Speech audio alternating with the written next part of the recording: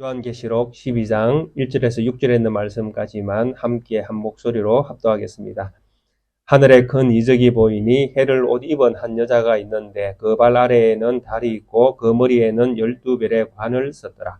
이 여자가 아이를 베어 해산하게 되며 아파서 애를 쓰며 부르짖더라.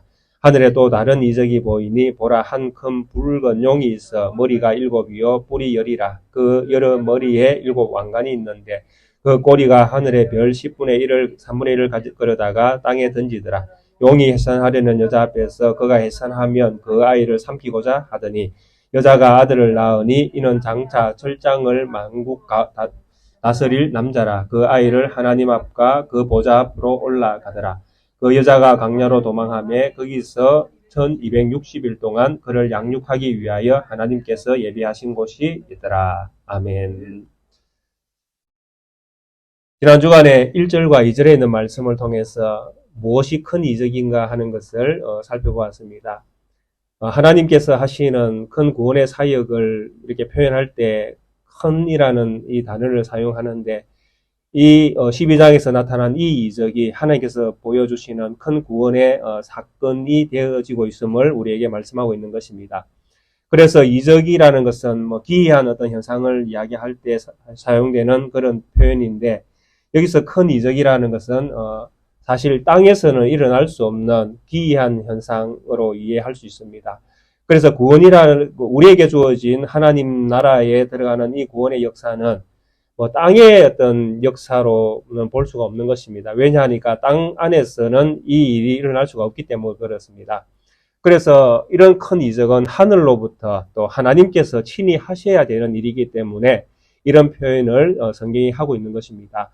그리고 여기에 나타나는 이 여인은 이스라엘의 남은 자, 그러니까 이스라엘을 대표하는 사람으로 이렇게 이해를 할 수 있다고 말씀을 드렸습니다. 그래서 구약에서 끊임없이 남겨진 자들을 통해서 하나님은 하나님의 그 언약을 이행해 오셨다라는 것입니다. 그렇게 이행해 오시던 그 언약의 이제 그 마침표가 이제 2000년 전에 예수님께서 탄생하는 걸로 그 언약이 이제 끝에 언약의 마지막에 이제 이르는 것입니다. 이런 것들을 보여주는 그런 어떤 장면, 묘사되어 있는 모습이 계시록 이제 12장 1절과 2절에 이렇게 축약적으로 나타나 있는 것입니다. 그래서 하나님께서 약속하신 메시아는 하나님께서 처음에 그 원시 복음을 줄 때부터 약속이 되어졌는데 그때부터 약속되어진 것이 무엇이냐 하니까 하나님이 남기는 어떤 그 하나의 어떤 혈통을 통해서 하나님이 이 땅에 메시아를 보내겠다라는 것입니다. 그래서 그때에 선택된 사람들이 이제 이스라엘로 불려지게 되어지는 사람들의 어떤 그 조상들이 되는 것이죠. 그래서 그들을 이제 어떤 신약에서 바라볼 때에는 이스라엘의 남은 자라고 이런 표현을 쓰는 것입니다. 그래서 거기에 해당되는 사람들이 이제 하와부터 노아, 셋, 또 아브람, 그 다음에 다윗, 이런 어떤 언약의 어떤 그 줄기 속에 나타나는 인물들을 통해서 하나님은 하나님의 언약을 쭉 이어오시다가 마침내 마리아에게서 태어나심으로 그 언약을 완성시키시는 그런 어떤 그 역사를 하나님께서 하셨다라는 것입니다. 그것이 1절과 2절에 이게 축약적으로 이렇게 표현되어져 있는 것인데 이것을 이해해야 이제 이 언약이 이루어짐으로 말미암아 이 땅 가운데에 또 어떤 세상이, 어떤 나라가 또 생겨나게 되었는지, 그 나라의 성격은 어떤지, 그 나라의 실체는 무엇인지 하는 것들이 이제 이해가 되어지는 것입니다. 그래서 이 아이가 오게 되어지는, 이 아이가 낳게 되어지는 이런 것들을 성경에서는 그냥 오는 것이 아니라 어떤 수고를 통해서 온다고 이렇게 성경은 말씀을 하고 있습니다. 그래서 이 수고가 무엇이냐라고 할 때에 구약 성경에서 보여주는 것은 여인이 해산해서 아이를 낳는 수고를 비유로 말씀을 하십니다. 그래서 어떤 그 생명이 태어나기 위해서는 앞에 어떤 수고가 있어야 된다는 것입니다. 물론 이 수고라는 것은 좀 고상한 표현일 수도 있습니다. 왜냐하니까 아이를 낳는 이 해산의 수고는 고통과 같은 거거든요. 그래서 고통이 따르는 것. 우리가 수고라고 하면 내가 뭔가 노력을 해서 이렇게 하는 것처럼 보이지만 사실은 노력이라는 측면보다는 고통이 많은 측면이거든요. 그래서 이스라엘에게서 어떤 그 생명이 탄생되기 위해서 이스라엘이 겪었던 수고, 고통들을 한 두 가지만 말씀해 보면, 애굽에서 이스라엘 백성들이 출애굽하기 전까지 그들이 당했던 수고, 고통, 이런 것들을 해산의 수고로 이해를 할 수 있는 것입니다. 그리고 하나님께서 바벨론으로 이스라엘을 포로로 잡혀가셨던 사건들, 실제로 이스라엘 백성들이 그들의 죄로 말미암아 바벨론으로 포로로 잡혀갔는데, 근데 성경은 이것을 또한 해산하는 수고로 이렇게 표현을 한다는 것입니다. 그래, 왜 그런 표현을 하느냐 하면, 바벨론에서 돌아오는 것, 바벨론에서 이스라엘로 돌아오는 것을 생명으로 표현을 하거든요. 그래서 생명을 얻기 위해서 무엇을 했다라는 것입니까? 포로 생활을 했다라는 것이죠. 그것이 수고고 상고가 되는 것입니다. 그래서 이런 것들을 수고라고 할 수 있는 것은, 이 바벨론에 이스라엘 백성이 포로로 잡혀간 것이 그들만 잡혀간 것이 아니라 하나님도 거기에 그들과 함께 수모를 당하는 것이 그 생활이기 때문에 그렇습니다. 하나님은 그러면 이스라엘 백성이 포로로 바벨론으로 잡혀갈 때 하나님 어디 계셨습니까? 하나님도 바벨론 가 계시거든요. 그러니까 얼마나 하나님이 비참한 어떤 지경에까지 이르렀는가를 보여주시는 것입니다. 이런 것들을 이제 해산의 수고라고 할 때에 예수님의 태어나심도 마찬가지입니다. 예수님이 태어나실 때에 그분은 누구십니까? 하나님이십니다. 근데 하나님이 무엇으로 태어나십니까? 사람으로 태어나십니다. 이것이 얼마나 비참한 일이겠습니까? 하나님으로서 볼 때. 하나님이라는 그 전지전능함을 다 버리고 피조물처럼 되시는 것이 얼마나 하나님으로서 자존심 상하는 일이겠습니까? 하나님으로서는 정말 최악의 어떤 상황이잖아요. 그런데도 하나님은 구원의 역사, 하나님께서 하신 그 약속들을 이루기 위해서 친히 그렇게 하셨다라는 것입니다. 그래서 이런 것들을 우리는 해산의 수고라고 이렇게 볼 수 있는 것입니다. 그래서 이런 수고를 통해서 이제 우리에게 이제 큰 이적과 같은 구원으로 표현할 수 있는 이런 큰 이적이 이제 하늘에서 보여지고 있는 것입니다. 근데 여기에 맞서서 이제 3절부터 또 다른 이적이 보여지고 있는데, 이런 우리의 눈에는 보이지 않지만은 이런 어떤 그 구원의 역사와 구원의 역사를 방해하는 이런 어떤 그 창조 질서 안에서의 역사는 지금도 반복되고 있다라는 것이죠. 그래서 3절 이하에 나타나는 이 다른 이적은 이런 아이가 태어나서 하나님의 구원 사역을 이루기 위한 사역을 이제 할 것인데, 이것 못지않게 반대편에서는 이것을 반대하는 세력이 있었다라는 것입니다. 그러니까 우리가 얻을 구원, 여기에 계시는 우리 모든 성도님들이 예수 그리스도를 믿어서 하나님의 자녀가 되는 권세를 얻었지 않습니까? 근데 이것이 그냥 된 것이 아니다라는 것입니다. 엄청난 전쟁을 치루어서 하나님이 뽑아냈다라는 이야기입니다. 김현주 집사님을 하나님이 믿는 백성으로 삼기 위해서 그냥 이렇게 데리고 이렇게 온 것이 아니라 하나님이 원수와 전쟁을 벌인 것입니다. 뺏어내기 위해서. 그런 전쟁을 통해서 여기에 이렇게 하나님 자녀로 앉혀놓으셨다라는 것입니다. 이것이 얼마나 큰 이적이겠습니까? 이거는 보통 이적과 다른 이적이거든요.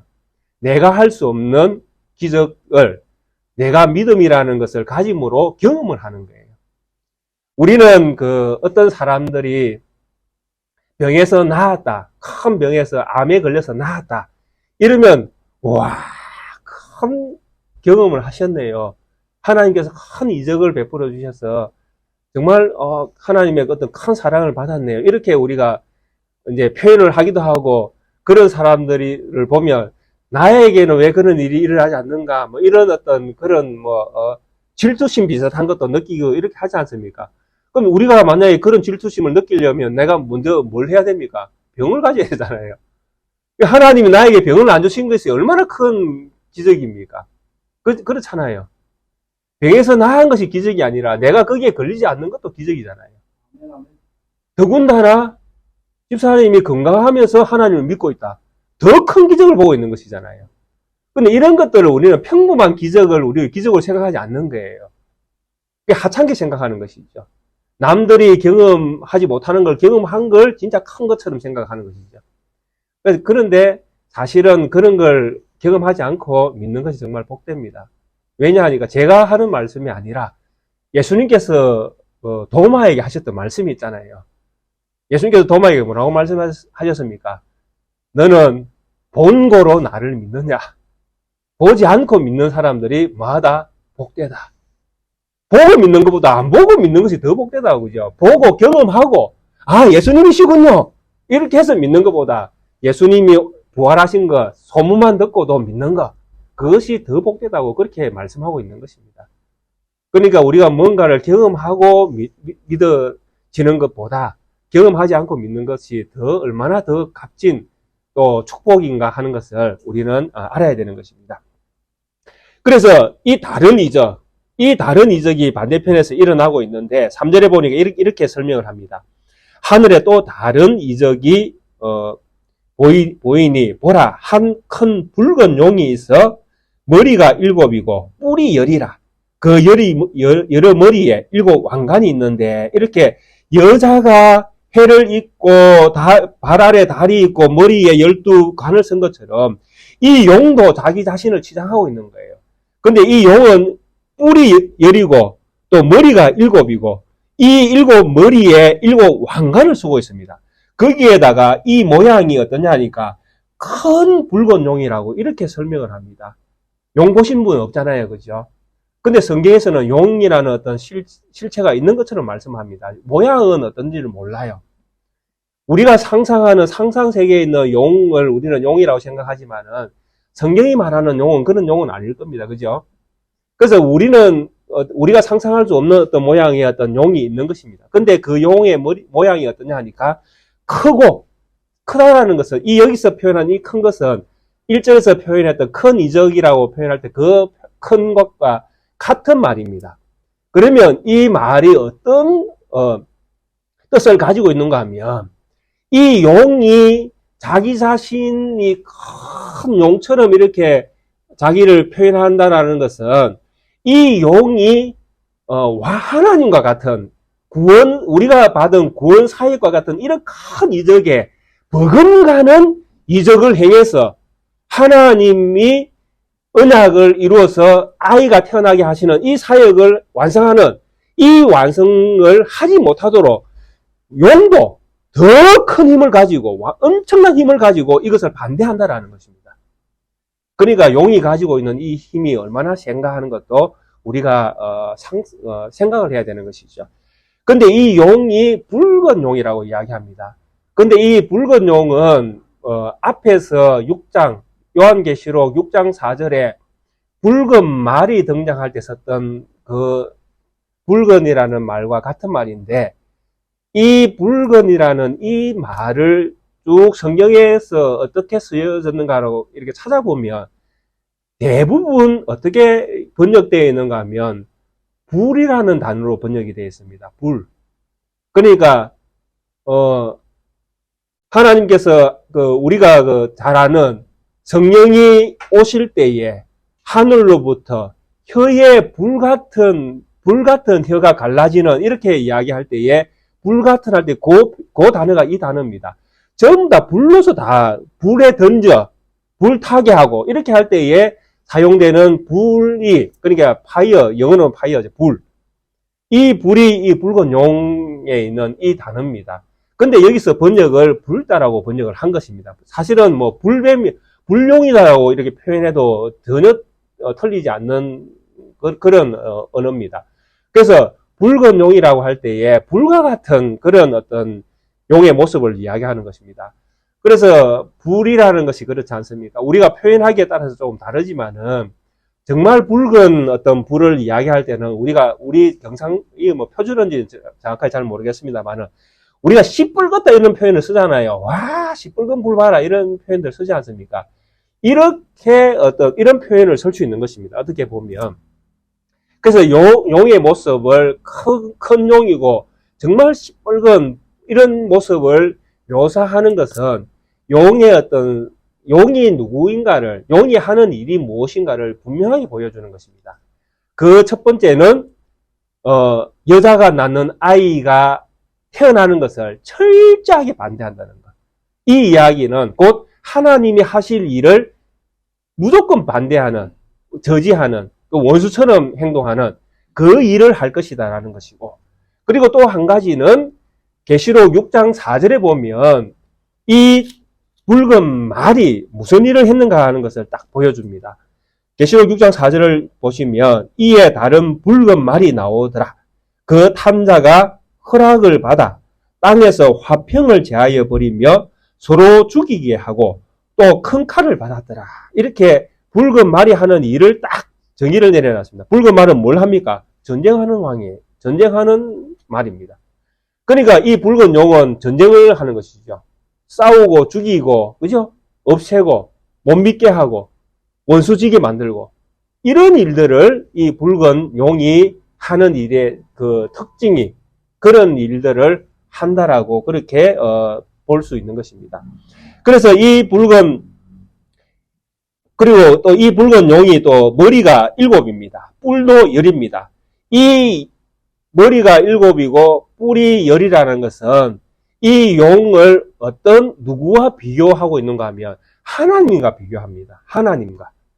용이 누구와 같다라고 표현하는가 하면 하나님과 같다라는 표현을 이렇게 지금 하고 있는 것입니다. 왜? 7이라는 숫자가 완전수거든요. 10이라는 숫자가 완전수거든요.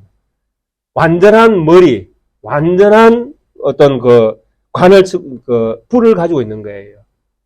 물론 이 7이라는 숫자, 10이라는 숫자가 어떤 나라, 어떤 왕을 가리킨다 이렇게 표현을 하기도 하는데 왜? 용의 어떤 부하들을 가리키는 13장에 가면 이제 그런 내용들이 나옵니다. 그런데 실제로 7이라는 숫자와 10이라는 숫자는 완전수이기 때문에 여기에서는 용이 도대체 누구인가라고 이렇게 정의를 내리는 쪽에서 이 말씀을 해석해야 되니까 이 용은 하나님과 같은 어떤 능력을 가지고 있다라는 것을 자기가 드러내는 어떤 그런 성격을 가지고 있다라는 것입니다.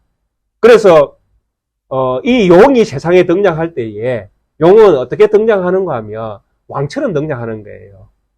하나님처럼 내가 곧 하나님이다 라고 하면서 세상에 등장을 하는 거예요. 그러면 사람들은 어떻게 했습니까? 하나님이 세상에 오면 어떻게 되겠습니까?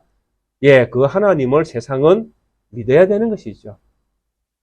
그렇게 용은 세상을 이렇게 현혹시킨다라는 것입니다. 미혹을 한다라는 것입니다.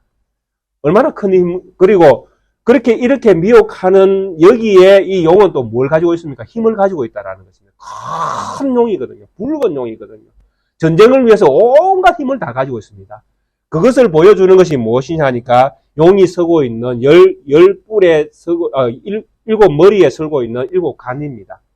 이 관이 제가 앞에서 1절에서 설명할 때에 여인도 그 12별의 관을 쓰고 있었잖아요.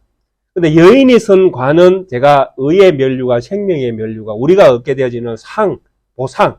우리가 하나님을 믿어서 생명 중에 생명, 의 중에 의, 거룩한 하나님으로부터 자녀로 이렇게 인정을 받는 그런 면류관을 우리는 머리에 선다고 이렇게 표현을 했지 않습니까? 그런데 여기에서 용이 서는 이 관은 무엇이냐 하니까 전쟁 설 때 서는 그 전투모를 가리키는 표현입니다. 그러니까 용이 어떤 머리에 선 관은 왕과 같은 관이면서 전쟁을 또 치룰 때 서는 전투모 같은 그런 관이에요. 그러니까 이 용은 왕과 같은 면류관에 전쟁을 치르는 관을 썼기 때문에 이 용은 왕과 같은 통치, 지배욕을 가지고 세상을 정복을 해낸다라는 것입니다. 근데 이 정복해내는 이 힘이 어떤 힘입니까? 하나님과 같은 힘을 가지고 있는 거예요. 내가 곧 신이로소이다. 이러면서 이 용이 세상을 지배하기 시작하는 것입니다. 그래서 세상을 지배하는, 통치하는 용, 그러니까 하나님을 대적하는 자들이 가진 힘은 어디에서 나옵니까? 예, 그들이 가지고 있는 뭐 권력이나 명예나 돈, 뭐 이런 것에서 나오는 거 아닙니까? 그런 것들이 힘이 되잖아요. 그러니까 이런 것들을 가지고 군사력도 되고요. 이 당시 로마는 군사력이잖아요. 엄청난 군사력을 가지고 세상을 지배해내지 않습니까? 그래서 이런 것들을 가지고 세상을 지배해내는 이런 어떤 그 힘을 가진 용이 하나님의 일을 방해한다라는 것입니다. 그래서 지금도 하나님의 일은 교회와 세상은 철저하게 구분되어져서 이 전투를 하고 있는 것입니다. 실제로는. 보이지 않는 전투를 하고 있는 것입니다. 뺏고 빼앗는 전투를 하고 있는 것입니다. 교회로 올 것이냐, 세상으로 나갈 것이냐. 이 전투는 지금도 되고 있는 것입니다. 그래서 이 용은 이런 일을 하기 위해서 그의 모습을 이제 이렇게 이런 3절에 있는 이런 모습으로 이렇게 말씀하고 있는 것입니다. 그리고 이 4절에 보면 또 그 꼬리가 하늘의 별 3분의 1을 끌어다가 땅에 던지더라. 용이 해산하려는 여자 앞에서 그가 해산하면 그 아이를 삼키고자 하더라. 죽이려고 이제 아이가 태어나면 그 아이를 삼켜서 죽이려고 하는 이 일을 하려고 이제 이렇게 작정을 하고 있는데 그 꼬리가 용꼬리가 있는 거예요. 이 용꼬리가 하늘의 별 3분의 1을 끌어다가 땅에 던져서 없애버리는 거예요. 지난 주간에 기억을 이렇게 더듬어 보십시오. 제가 별을 뭐라고 설명을 드렸습니까? 해는 무엇이고 달은 무엇이고 별은 무엇이다라고 제가 설명을 드리지 않습니까? 해는 이때에 야곱의 꿈에서 야곱을 가리키고 있고, 달은 야곱의 그 아내 중에 하나, 그죠? 레아나 라헬, 이렇게 볼 수 있고, 또 12별은 이스라엘 12아들을 가리킨다. 별은 이스라엘을 가리킨다고 얘기했지 않습니까? 지금 용 꼬리를 가지고 하늘에 있는 별을 3분의 1을 날려버립니다. 하늘에서 땅으로. 근데 용이 누구라고 했습니까? 하나님의 일을 방해하는 뒤에는 이제 용의 정체를 이야기합니다. 9절입니까? 거기에 보면 용을 이렇게 설명하잖아요. 큰 용이 내쫓기니 곧 뱀, 곧 마귀, 사탄이라고. 용의 이제 정체가 뒤에 9절에 이제 나타납니다. 용은 누구다? 사탄이다. 마귀다. 이 마귀가 하늘에 있는 별, 이스라엘이죠. 이스라엘 별로 표현할 수 있는 이 이스라엘 백성들 중에 3분의 1을 끌어다가 땅에다 던져서 없애버리는 거예요. 무슨 이야기입니까? 용의 이 지배력, 통치력에 의해서 이스라엘 안에 있는 이스라엘 자손으로 태어난 많은 무리들 중에 3분의 1이 미혹을 받아서 세상으로 그렇게 타락한다라는 이런 이야기를 지금 하고 있는 것입니다. 그러니까 왜 이런 해석이 가능한가 하면, 장로님 이사야 9장 15절을 한번 펴주십시오. 이 꼬리를 잘 이해를 해야 되거든요. 이 꼬리가 무엇이냐라는 의미. 그래서 우리는 이 꼬리에 대한 이 구약이 말씀하고 있는 같이 한번 읽어보겠습니다. 그 머리는 곧 장로와 존귀한 자요. 그 꼬리는 곧 거짓말을 가르치는 선지자라. 자, 머리는 곧 장로, 존귀한 자라는 것은 머리는 믿는 사람을 이야기하는 것입니다. 그죠? 그럼 꼬리는요, 거짓말을 가르치는 선지자. 꼬리는 거짓말을 가르치는 선지자. 거짓 선지자를 이야기할 때 꼬리라고 표현을 하고, 머리를 이야기할 때는 장로, 존귀한 자, 믿는 자를 이야기할 때는 머리라고 이야기합니다. 그래서 신명기 28장에 보면 하나님께서 이스라엘 백성을 뭐가 되게 하겠다? 머리가 되게 하겠다. 이렇게 말씀하시잖아요. 내가 너희를 머리가 되게 하고 정녕 꼬리는 되지 않게 하겠다. 이렇게 말씀하시잖아요. 그게 이런 표현이거든요.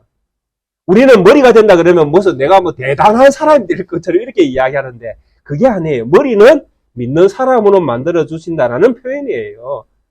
믿는 자로서 네가 살아갈 수 있도록 하나님이 믿는 자로 너를 세운다라고 할 때 머리라는 표현을 쓰고, 꼬리라는 표현은 거짓말하는 선지자, 거짓 선지자를 이야기할 때, 지금 용과 같은 일을 하는 사람을 이야기할 때는 꼬리가 된다라는 표현을 쓰는 거예요. 그래서 여기서 꼬리라는 것은 용이 꼬리를 가지고 했다라는 것은 거짓말로 미혹해서 수많은 사람들을 던져버렸다는 이야기입니다. 거짓말로 깨는 거예요. 우리 모든 성도님들은 머리죠. 맞죠? 예, 우리는 다 머리예요. 하나님이 우리를 머리로 삼으신 거예요. 또 성경에 보면, 구약 성경에 보면 하나님이 우리를 하늘의 높은 곳을 다니게 하시고 이런 표현들 읽어보신 적 있죠? 우리 모세오경 읽을 때에 이런 표현들 많이 나옵니다. 이것도 다 똑같은 표현이에요. 하나님이 우리를 가장 안전한 곳에 두신다는 표현이잖아요. 하나님이 두신 우리의 가장 안전한 곳은 어디입니까? 하나님 나라지 않습니까? 그래서 이런 표현들을 우리가 잘 이해를 해야 할 때에 성경이 좀 더 넓게 이해가 되는 것입니다. 하나님이 나를 가장 높은 곳에 거하게 하시는 것은 하나님이 나를 하나님 자녀로 삼았었구나. 이렇게 믿어야 되는 거거든요. 이렇게 안 믿으면 어떻게 믿게 되어집니까? 하나님이 나를 하늘에 높은 곳에 씌웠다 그러니까, 아, 내가 땅에서 잘 될란갑다. 내가 부자가 될란갑다. 내가 뭐 명예를 얻게 되는갑다. 이렇게 해석을 하면 안 된다라는 것입니다. 철저하게 이런 표현들이 우리가 받은 구원의 복이 얼마나 큰가, 얼마나 좋은 건가를 이야기하는 그런 표현들이거든요. 이것도 오늘 방금 읽었던 이 머리도 마찬가지입니다. 머리가 되게 하시고 꼬리가 되지 않게 하겠다 하니까 우리가 머리 일하면 늘 1등을 생각하거든요. 아, 하나님 늘 나를 1등 만드시는갑다. 아, 그래서 성도들 가운데 이런 기도를 엄청나게 많이 합니다. 하나님, 우리 자녀가 머리가 될지언정 꼬리는 되지 말게 하시고, 물론 이것을 의미를 잘 이해하고 기도하면 그도 괜찮죠, 그죠? 왜? 우리 아이가 믿는 자녀로 자라가도록 그렇게 하나님 만들어 주십시오. 이렇게 이해를 하고 이 기도를 드리면 그나마 다행이지 않습니까? 근데 이런 기도도, 이런 이해도 없이 하나님 우리 아이가 머리가 될지언정 꼬리가 되지 말게 하십시오. 이런 우리 아들이 우리 반에서, 우리 아이가 있는 그 학급 공부하는 그 반에서 1등 되게 해주십시오. 이런 기도잖아요. 그러니까 우리가 무식하면, 성경을 제대로 알지 못하면 엄청난 무식한 기도를 할 수밖에 없다는 것입니다. 하나님이 가르쳐 주시는 기도를 하는 것이 아니라 내 기도를 하는 거예요. 내가 원하는 기도를 만들어내는 그런 기도를 할 수밖에 없는 것입니다. 그래서 우리는 무엇을 알아야 됩니까? 하나님을 힘써 알아야 되는 것입니다. 그래야 바른 기도, 바른 믿음의 삶을 살게 되는 것입니다. 그래서 이 용이 자기의 꼬리로 하늘의 별 3분의 1을 땅에 던져버리는 것은 이때에 팔레스타인 땅에 있던 수많은 이스라엘 백성들 중에 3분의 1이 타락하게 되었다는 이야기입니다. 우리는 대표적인 인물들을 다 알고 있잖아요. 그 시대에 예수님을 대적해서 타락했던 이스라엘 남은 자들 3분의 1이 누구였습니까? 바리새인, 서기관, 대제사장 그룹에 있는 사람들. 엄청난 사람들이 하나님이 하시는 그 사역을 못하도록 방해하고, 그리고 그들이 가지고 있는 종교, 하나님에 대한 어떤 믿음이 아니라 그들만의 종교를 만들어서, 유대교를 만들어서 꼭 그것이 하나님을 섬기는 예인 것처럼 그렇게 그들은 활동을 했지 않습니까? 그러나 실제로 그들이 했던 그 모든 활동들은 믿음의 활동이 아니라 무엇이었습니까? 하나님의 일을 철저하게 방해하는 일이었다는 것입니다. 예수님이 하는 그 일이 하나님의 일인데 철저하게 예수님이 하는 일을 도와주는 것이 아니라 하면 터집을 잡고 하면 터집을 잡고 하면 터집을 잡고 마침내 하니까 십자가에 못 박아 죽여버리고, 이것이 그 시대에 종교인들이 했던 일들 아닙니까? 그렇게 하나님은 수모를 당하신 것입니다. 이 땅에서 우리를 얻기 위해서, 교회를 이 땅 가운데 만들기 위해서 하나님은 해산의 수고를 그렇게 하고 계셨던 것입니다. 자, 그래서 이 4절은 이런 어떤 측면을 우리에게 말씀하고 있습니다. 그래서 이런 측면으로 이해를 하시면 되겠습니다. 그리고 여자가 이제 해산을 해서 이제 아이를 낳으면 이 아이를 용이 삼키고자 하는 거잖아요. 그래서 이 삼키고자 하는 이것은 앞에서 말씀드린 것과 같이 용이 하나님이 하는 그 사역을 철저하게 방해하려고 하는 이런 일들을 예수님께서 그 부활청천에 가시는 그때, 그러게 십자가를 지고 난 그 시간까지 끊임없이 이 방해 공작을 이 용과 용을 따르는 무리들이 했습니다. 그래서 이 일들 가운데에 가장 우리가 충격적으로 받아들일 수 있는 사건도 한 가지 사실은 있지 않습니까? 용이 누구까지 방해를 했는가 하면, 어디까지 방해를 했는가 하면, 사도들까지도 하나님이 하는 그 일을 방해하도록 만들었다라는 것입니다. 다들 기억을 알고 계시는 본문입니다.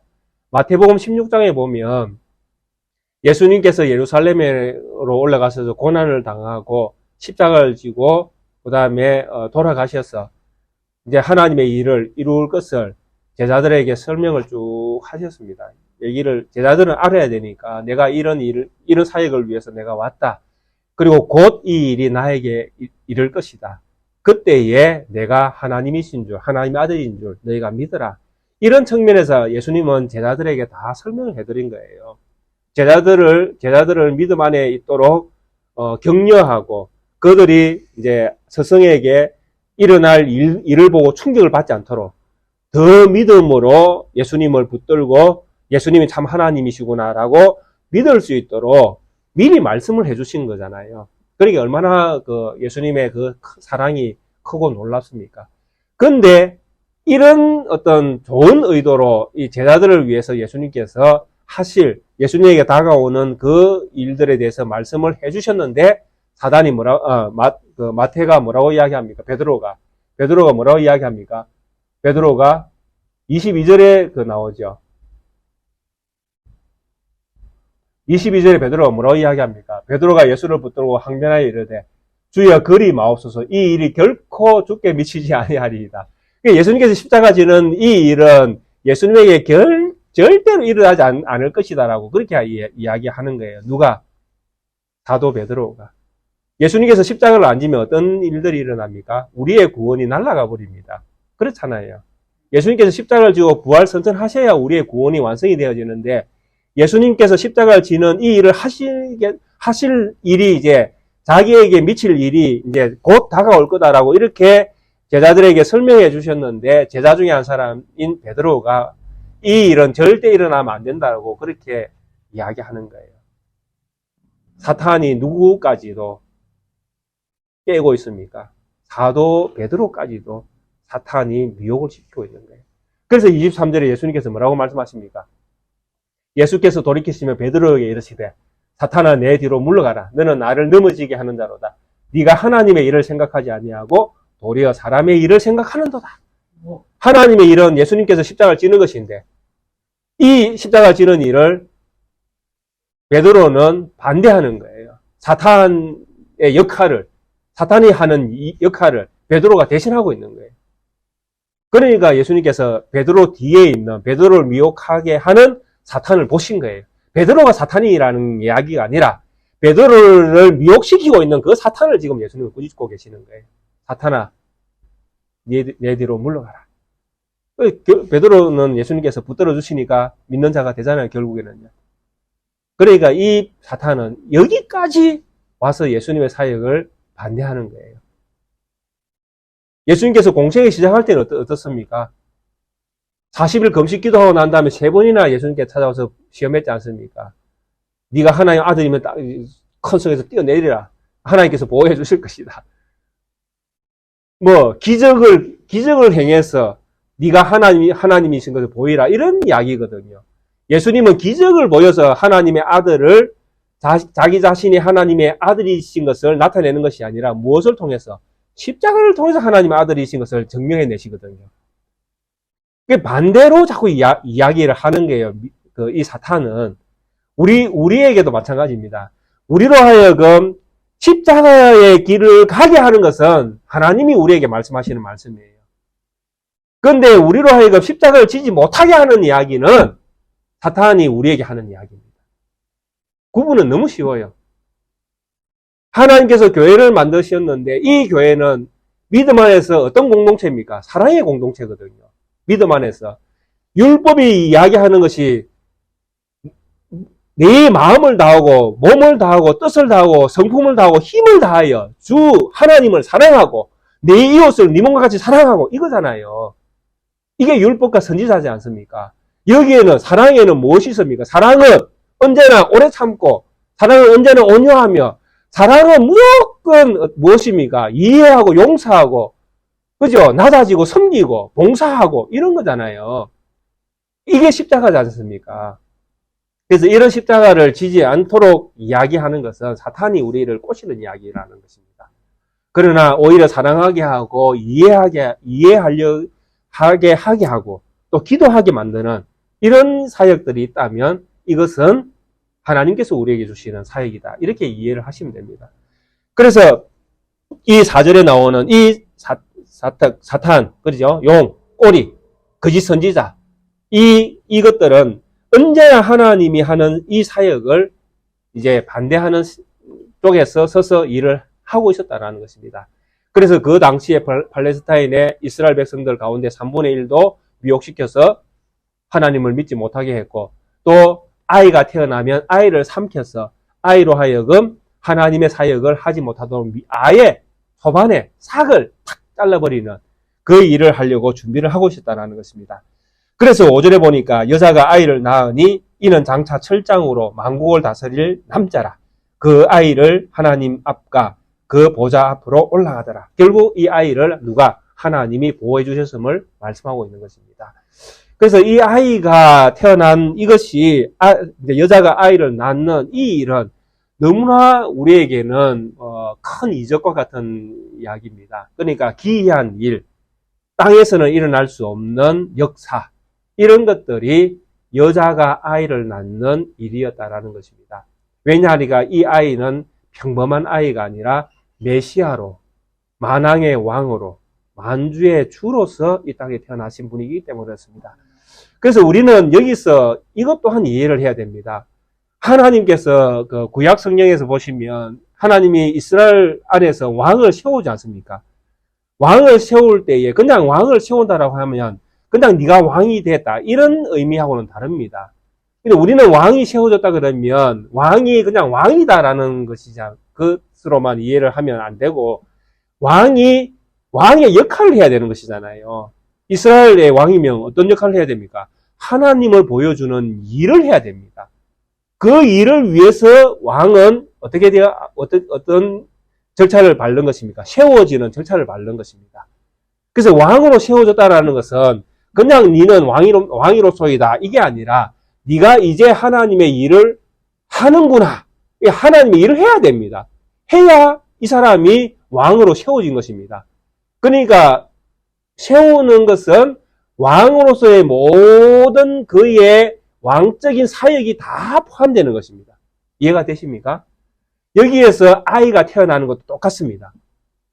아이가 태어나잖아요. 태어나는 것은 메시아로 그냥 뚝 떨어지는 것이 아니라 태어나서 뭘 해야 됩니까?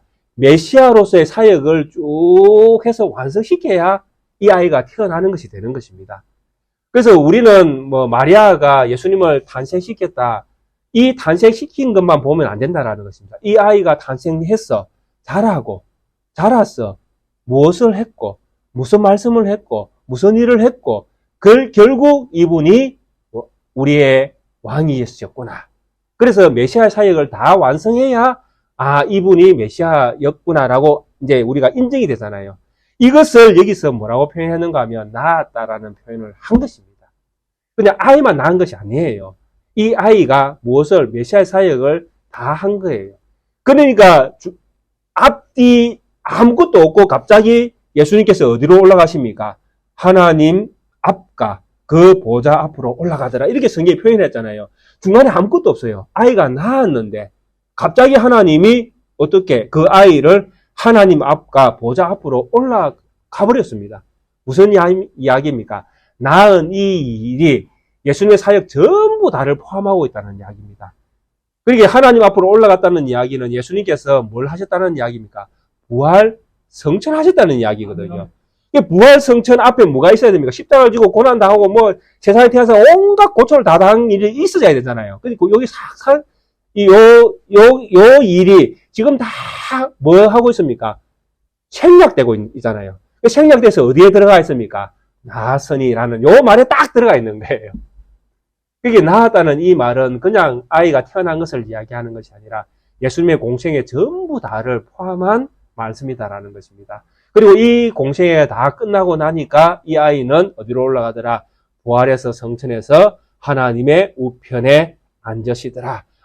그래서 이분은 누구시더라? 만국을 다스릴, 철장으로 다스릴 그분이셨구나라고 우리에게 믿어지는 것입니다. 여기에서 정말 중요한 내용이 하나 나오는데 이게 무엇이냐니까 만국을 만국을 다스리는 분입니다. 만국은 구약 성경에서 열방을 이방 나라를 가리킬 때 썼던 표현입니다. 만국, 세상 모든 나라를 가리키는 표현이잖아요. 근데 세상 모든 나라를 예수님께서 다스리는데 뭘로 다스립니까? 철장으로 다스립니다. 그래서 이 철장으로 다스리는 이 표현을 구약 성경에서는 다윗의 후손으로 올 그 왕, 메시아가 세상을 심판하는 이런 모습으로 묘사를 하고 있거든요. 그래서 7장을 이야기할 때는 세상을 심판하는 어떤 왕으로서 이렇게 그 기능을 이야기할 때에 썼던 표현입니다. 그리고 모세가 이스라엘을 광야로 이끌 때에는 목자와 같은 모습을 메시아의 모습을 그려주기 위해서 지팡이라는 그 도구를 사용했습니다. 지팡이는 그 목동이잖아요. 목동이 쓰는 그 도구지 않습니까? 그래서 이런 어떤 것들을 표현할 때는 이제 어떤 기능을 표현할 때 이런 도구를 사용했는데 갑자기 12장 5절에서는 철장으로 만국을 다스릴 이런 표현을 쓰면서 두 가지를 다 섞어 놓았습니다. 한 가지는 모든 만국을 철장으로 심판하는 기능을 하는 것처럼 이런 심판의 기능을 철장이라는 단어를 가지고 사용을 했는데 뒤에 지팡이라는 단어가 또 나와버립니다. 어떤 단어가? 다스릴 자로 이렇게 해석한 단어가 있습니다. 철장으로 만국을 다스릴 남자라 할 때 이 다스린다라는 이 표현이 성경에서 무엇으로 표현되어 있는가 하면 유다서 1장 12절에 보면 방금 죄송합니다. 유다서 1장 12절을 한번 제가 빼먹었던 것 같습니다. 이 다스린다는 단어가 유다서 1장 12절에 이 단어로 표현이 되어 있습니다. 유다서 1장 12절 같이 읽어보겠습니다. 그들은 기탄 없이 너희와 함께 먹으니 너희의 잔의 암소요 자기 몸만 기르는 목자요 바람에 불려가는 물 없는 구름이요 죽고 또 죽어 뿌리까지 뽑힌 열매 없는 가을 나무요. 이 표현에서 다스린다는 이 단어가 무슨 단어냐니까 목자라는 단어입니다. 유다서 1장 12절에서 다스린다는 단어를 뭘로? 목자라고 표현을 해놨습니다. 그러니까 요한계시록 12장 5절에 나오는 이 다스린다는 표현이 목양을 가리키는 표현이다. 목양한다라는 표현. 그러니까 하나님, 이 아이가 어떤 아이냐니까 철장을 가지고 만국을, 온 세상을 목양하는 아이다라는 표현입니다. 그러니까 예수님이 하나님의 우편에서 만국을 다스리는데 뭘로 다스립니까? 철장으로. 어떻게? 심판할 자는 심판을 하시고 구원할 자는 목동처럼 구원을 하시는 이 사역을 지금도 하신다는 이야기입니다. 그래서 우리는 예수님에게 어떤 목양을 지금 받고 있는 상태죠. 우리는. 그래서 우리의 대적을 예수님은 무엇으로? 철장으로 심판을 행해 주십니다. 그래서 우리는 안전하게 보호를 받고 있는 것입니다. 용이 그 거짓 선지자가 용 꼬리를 가지고 미혹을 해서 하나님의 자녀로 땅에 살고 있는 이스라엘 백성을 3분의 1을 미혹시켜서 없애버렸지만은 오늘 이 시대의 우리에게는 예수님께서 만왕의 왕으로 만주의 주로 계셔서 철장으로 우리를 보호하시면서 우리를 목양하신다는 것입니다. 얼마나 큰 위로입니까? 이 일을 지금도 예수님께서 하고 계시는 거예요. 그래서 그 여자가 광야로 도망하며 거기서 1260일 동안 그를 양육하기 위하여 하나님께서 예배하신 곳이 있더라. 그래서 이 일은 이제 궁극적으로 예수님께서 이 일을 하고 계시는데 이 일을 감당하기 위해서 이제 사실은 예수님께서 이런 엄청난 어떤 하나님 우편에서 하나님의 자녀들을 목양하는 이 사역을 감당하기 위해서 그분은 사실은 고초를 먼저 당하셨다라는 것입니다. 그래서 6절에 표현하고 있는 이 6절의 표현이 예수님께서 고초당하셨다는 표현입니다. 예수님께서 처음 이 땅에 태어났을 때에 마리아와 예수님이 태어난 그때에 세상에서 어떤 일이 일어났습니까? 헤롯 대왕이 2살 이하의 남아를 다 죽이라는 명령이 떨어졌습니다. 예수님은 태어나자마자 어떤 상황에 놓여진 것입니까? 살인당할 상황에 놓여진 것입니다. 그래서 예수님께서 어디로 도망을 가셨습니까? 애굽으로 도망을 갔습니다. 그 애굽에 도망갔는데 그 다음에 이제 헤롯이 죽고 난 다음에 이제 돌아와야 되는데 고향으로 돌아오기도 무서워서, 그죠? 어디로 도망갑니까? 나사렛 땅으로 도망가시잖아요. 피난 가시잖아요. 그래서 거기에서 사시니까 예수님을 나사렛 사람이다. 그죠? 나사렛 사람이다. 그래서 나사렛에서 무슨 선한 것이 나올 수 있겠느냐 이러면서 예수님이 나사렛 사람으로 불려졌던 그런 어떤 수모를 당하면서 그 땅에서 가버나움 중심에서 예수님의 공생애가 시작이 되는 것입니다. 그래서 그 공생애 동안에 예수님께서 당하신 수모가 얼마나 크고 놀랍습니까? 하나님이면서 참신, 참 사람으로 이 땅에 오셨는데 사람들은 예수님께서 자기 땅에 오매 자기 백성이 예수님을 몰라보는 거예요. 그래서 예수님을 비난하고 비판하고 하나님의 아들이라고 하나님의 이름을 신성 모독한다 하고 그래서 예수님을 언제나 죽일지 언제 죽일지 그런 계산을 하면서 예수님을 위해서 따라다니면서 저 사람 언제 죽일까? 뭘로 죽일까? 이런 궁리를 하는 세월을 예수님께서 사셨던 것입니다. 그런 세월을 사신 것이 여기에 표현해서 1260일로 표현을 하신 겁니다. 3년 반. 그래서 이런 3년 반이라는 이런 긴 세월 동안 예수님께서 이 땅 가운데 공생의 기간을 사신 다음에 십자가 부활을 통해서 하나님 나라로 가신 것입니다. 그래서 이런 어떤 예수님의 사역의 끝에 무엇이 있습니까? 우리의 구원의 완성이 있는 것입니다. 그래서 예수님께서 가신 이 광야는 사실 우리가 가야 될 광야였습니다. 그죠? 이 광야를 사실은 그 구약 성경에서 이미 많은 그 예표들을 통해서 보여주셨습니다. 특히 이스라엘 백성들이 걸어갔던 광야 40년을 우리는 잘 이해를 해야 됩니다. 이 광야 40년은 사실 우리의 광야 생활, 우리가 이 땅에 사는 믿음의 생활과 똑같은 것입니다. 약속의 땅이 있고요. 젖과 꿀이 흐르는 땅이 있지 않습니까? 우리가 하나님 나라라는 그 나라에 들어가는 약속을 우리는 이미 받아 있고 또 그 나라에 사는 백성처럼 이 땅에서 지금 살고 있습니다. 그런데 이 땅은 아직도 완성된 어떤 형태로 있는 것이 아니라 불완전한 속에서 우리가 지금 섞여 살고 있는 것입니다. 오고 있는 하나님 나라와 이미 온 하나님 나라. 그래서 이것이 섞여져 있는 세상이 지금 우리가 살고 있는 세상입니다. 여기에서 우리는 이제 이스라엘 백성이 광야에서 하나님과 동행하는 그것을 보게 되는 것입니다. 이스라엘 백성들이 약속의 땅을 받았고 아직 들어가지는 못했지만은 이 약속의 땅에 들어가는 그 길목에 광야에서 누구와 함께 있었습니까? 하나님과 함께 계신 거예요. 하나님과 함께 있었잖아요. 낮에는 불기둥, 밤에는 구름기둥, 낮에는 구름기둥, 밤에는 불기둥. 필요할 때마다 메추라기를 또 만나를 통해서 그들을 먹여주셨고 40년이 지나도록 옷이 헤어지거나 신발이 이렇게 닳거나 하는 이런 일들이 일어나지 않도록 하나님께서 철저히 보호해 주셨습니다. 필요할 때마다 반석에서 물을 내서 마시게 하셨고요. 그래서 하나님께서 먹이고 입히고 재워주셨다라고 그렇게 표현이 가능한 표현들이 광야 생활입니다. 하나님과 동거죠. 그런데 이스라엘 백성은 이 동거하는 기간 동안에 뭘 했습니까?